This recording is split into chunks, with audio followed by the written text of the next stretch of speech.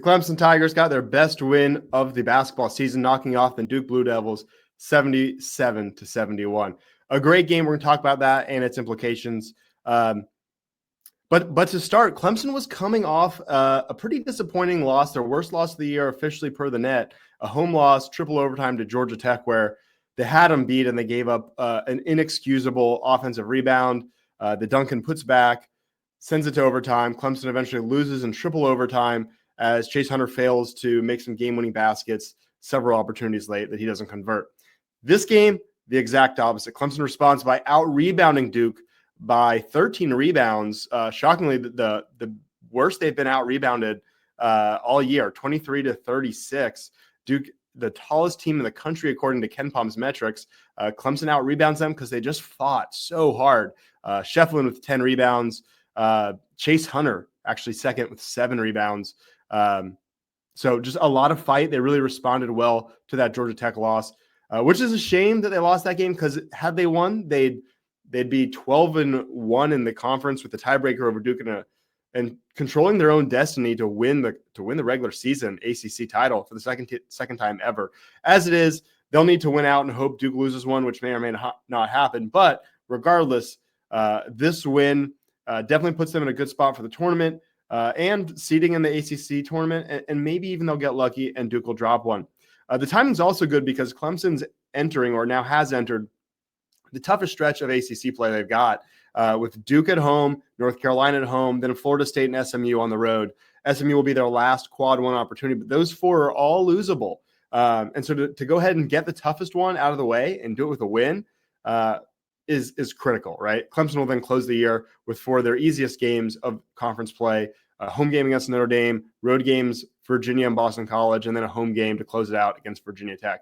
So they have they'll be heavy favorites 4 times in a row to end it, but none of those wins are going to help them in terms of March Madness and seeding and all of that. So picking up maybe 2 or 3 of these against Duke, North Carolina, Florida State, SMU, critical. So really important in that regard too. And then think about how did they do it? How did they beat Duke? And for most of the game, they completely shut down Cooper Flagg. And Tyrese Proctor, who has always impressed me, I was shocked to see he's only averaging 11 points a game. He shoots 39% from 3. He was out of this world making threes. He finished 4 for 8. He was even hotter early. He made a 3-pointer late with Viktor Lakhin in his face. I don't even know how it wasn't blocked. But he was, I thought, the best player on the court for much of the game. Finished 23 points to lead all scorers, 9 for 15 overall. Shot 50% from 3. He was excellent. Cooper Flagg got going late, finished with 18 points, 5 rebounds. But for a lot of the game, he wasn't so good. He also shot the ball 17 times and was 6 for 17. So he was bad for most of the game, maybe even a net negative for a lot of that first half. But you saw why he's the consensus number 1 pick for the NBA draft there in the last 5 minutes when he took over, knocked down 3 3-pointers. And then at the end of the game, he drove.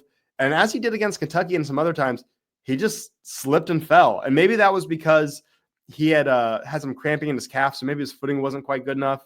But he just slipped and fell. And, for all the times where Clemson had a ridiculous foul call, or a lot of people will remember the time against Duke where they forgot to start the clock and allow Duke to run all the way down the court before they started it and then make a layup.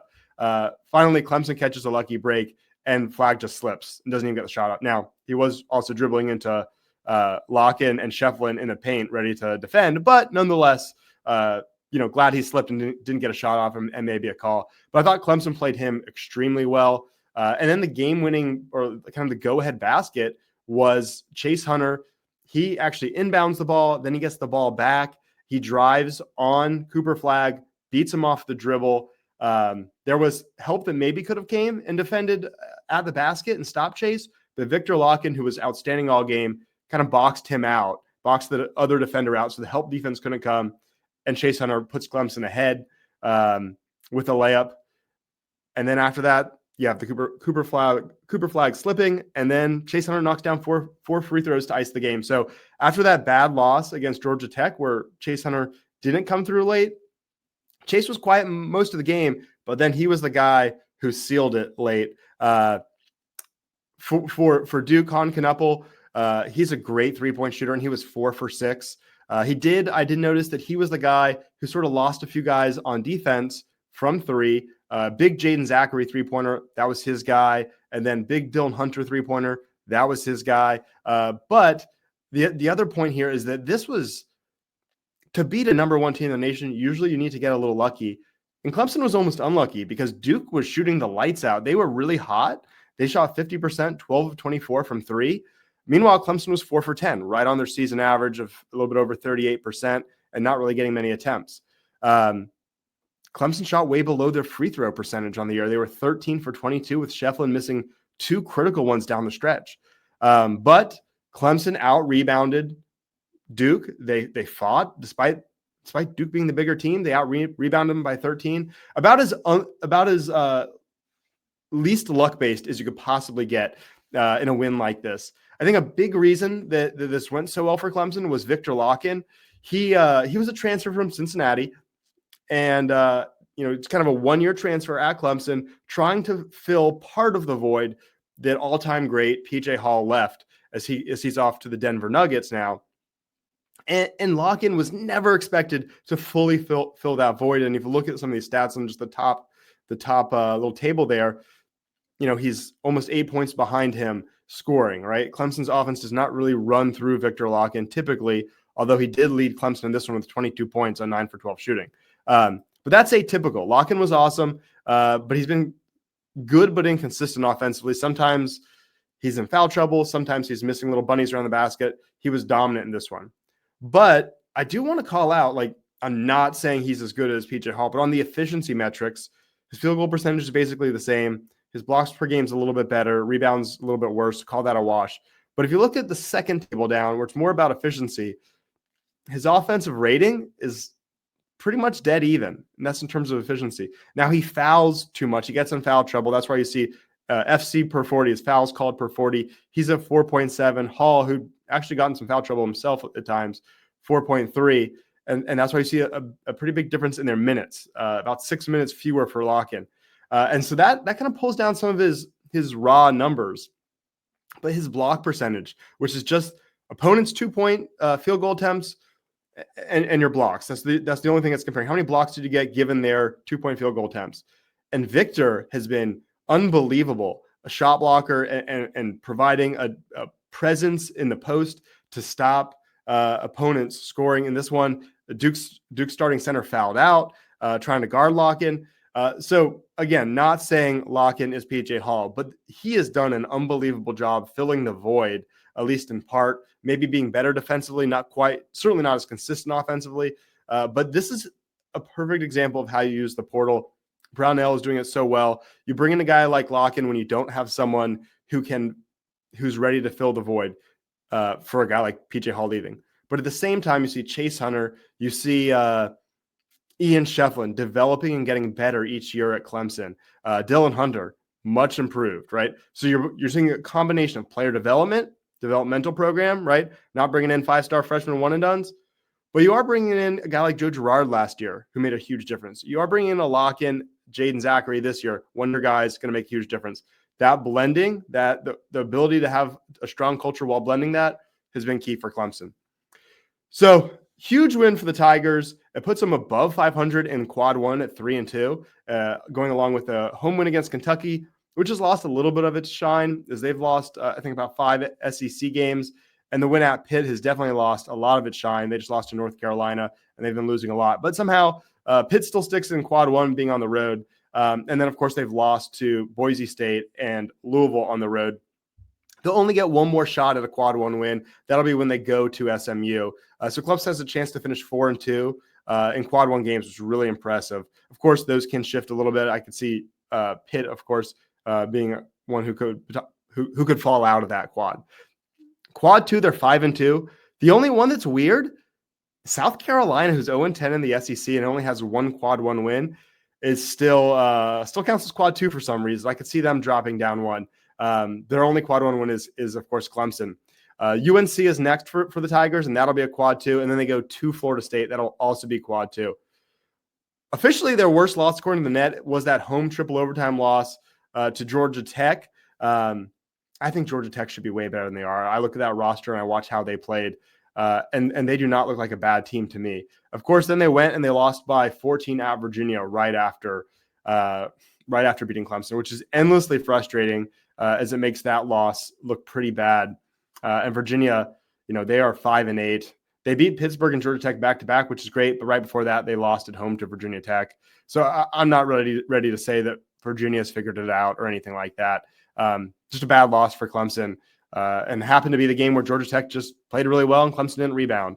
And then quad 4, they're 5-0. Those are all early non-conference type games, sort of the bye games where you buy a team coming in. But according to bracketology, prior to the Duke game, I was seeing Clemson is a 7 and 8 seed, most commonly an 8 seed, which to me feels a little unfair or ridiculous. Like I know the ACC is weak this year. I don't debate that, but Clemson is very well-rounded veteran team that's coming off an Elite 8 run. They're 29th in KenPom. Feels wrong to me that they would be as low as an 8 seed, given they were 10-2 prior to this Duke game. But now they're 11-2. They're 19-5. They need to take care of business and pick up probably 2 out of these next 3 and get some quality wins, and then take care of business at the weak end of their schedule against Notre Dame, Virginia, Boston College, Virginia Tech. But if they finish like 17-3, are you going to give them a 7 seed or a 6 seed? 17-3 in the ACC. And again, I know the conference isn't as good this year, but 17-3, you're not going to give them a 4 or 5 seed. I don't think they will. I think they will actually only give them maybe a 6 seed. But this Clemson team deserves a 4 or 5 seed. This is a historically good Clemson team and performance and resume and what they're doing and conference play wise. I don't know what the record is for most conference wins. I guess it was probably the year they didn't make the tournament when they finished 14-6. And right now, Clemson's sitting at 11-2 in ACC play. They'll pick up at least 4 more, right? So they'll get to 15 conference wins. And it's a little unfair because they play 20 conference games now. They used to play 18. They used to play 16 before that. So a little unfair to compare, but this will probably be the winningest year in ACC play ever. So hopefully we see them get pushed to at least a 6 seed. Both of Clemson's Elite 8 runs were as 6 seeds. So that's sort of good enough for me. That's what I'd like to see them see happen, right? 5 seed, 4 seed would obviously be great. But I think a 6 seed is very realistic. I kind of think that's where they end up. And I'd certainly be good with that. Clemson handled it well last year. They handled it well at 1980. I think they'd really handle it well again. So 6 seed or better is sort of the goal for me in my mind. Hopefully that's where it nets out. But kind of last kind of comments. I'll be short on this because it's such a short turnaround for UNC on Monday. I don't want to talk about that too much because it'll get dated, but that's a big one at home. And it gives Clemson a chance to beat Wake Forest, then North Carolina State, then Duke, then North Carolina all in the same year. I don't know when that's happened. Tim Ray will probably have a stat for that if that happens, but that's pretty incredible if Clemson can pull that off. And then, the year's pretty much a success if Clemson can make the tournament and win one. I said that before the year, said that last year. I don't know what the future holds with revenue sharing, and as much as Dabo has bragged about football getting such a big share of it, hopefully that doesn't undercut basketball because this is kind of the golden era of Clemson basketball. Hopefully this stretch can keep going. Next year's going to be tough losing so many good starters, but Brownell, if he's got the resources, has proven he can go out and get guys like Jaden Zachary, Viktor Lakhin, Joe Girard last year. So he's proven he can do it if he has the resources. Hopefully he continues to have them. And this sort of run of basically being a top flight basketball program, frankly, has been better than our football program, although I think that'll change this upcoming football season. But no reason that has to end. So if you haven't been tuned into Clemson basketball, you've been missing out. Certainly dive in now because this is a special team and you don't know how long it's going to last. Thanks for watching. Don't forget to like this video and subscribe to this channel. It really helps.